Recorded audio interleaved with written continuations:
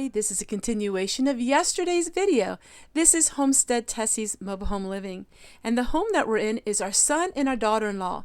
Now they live close to where I was born and raised, and so we are continuing the tour of my hometown. We stopped in for some lunch. They had some pizza for us from a nearby pizza place, and we had so much fun.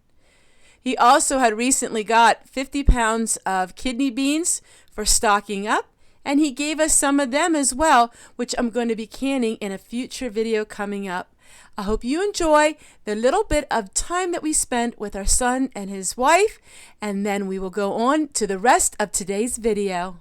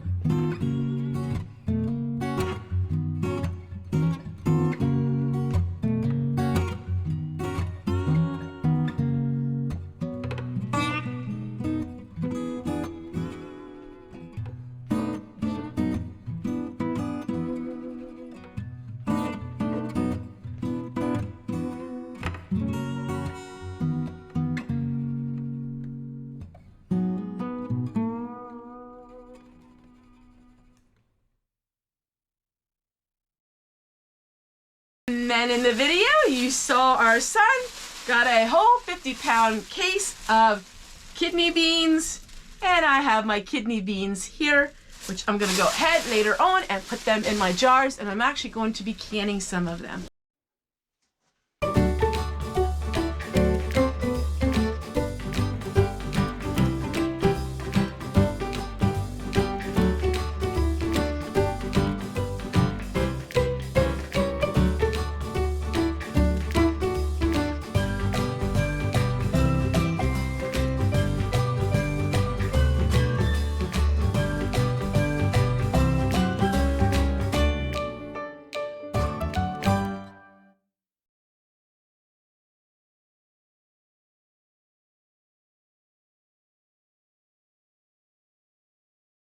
So this part of the video, I want to show you with you how you can can kidney beans. Now, this isn't a tutorial. I have full tutorials at the end of my videos, and I will share it at the end of this one. But we are taking kidney beans, and this is the no-soak method. This is not USDA regulated. In other words, USDA has never tested this, so they can't recommend it. But it is an amazing way. I love canning beans this way. It's so frugal, so easy. It is one of the easiest pressure canning recipes you would ever find. This has to be pressure canned, and you need to pressure can it for the full 90 minutes. All right, so the jars were just washed in hot water, and we're going to add hot water to the jars. Don't ever add boiling hot water to cold jars. They will crack. I just feel like it's important to keep to keep our roots and not ever forget about the roots, where we've come from and where we've got, going. Some people don't have good roots. In other words, they have a lot of trauma in their life and they don't want to remember that. And I totally understand that. But if you go back in your history of your family and learn about your family, it's so fascinating. All of my generations, my husband's, my birth family, my adopted family, we all come from Germany. Some came from Germany, some came from Switzerland, but all of them came to America because they were fleeing persecution. They were fleeing religious persecution. And so it's when the Catholic Church said that you had to all be Catholic, a lot of the anti-Baptists, that's what I am technically called, anti-Baptists, they all fled because they didn't believe in a certain way of religion. So you can really get into a big controversy over all of that.